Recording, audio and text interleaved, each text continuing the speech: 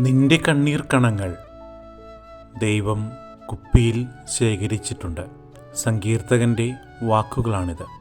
കണ്ണുനീരിനാൽ വിശുദ്ധയായി തീർന്ന ഒരു പുണ്യവതിയെ ഓർമ്മിക്കുന്ന ദിനമാണിന്ന്.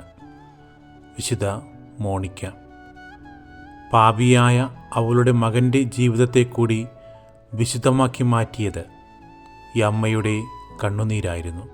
നാം ഒഴുക്കുന്ന ഓരോ കണ്ണുനീരും ദൈവം തൻ്റെ സന്നിധിയിൽ ഏറ്റവും വിലപ്പെട്ടതായി കരുതുന്നുണ്ട്.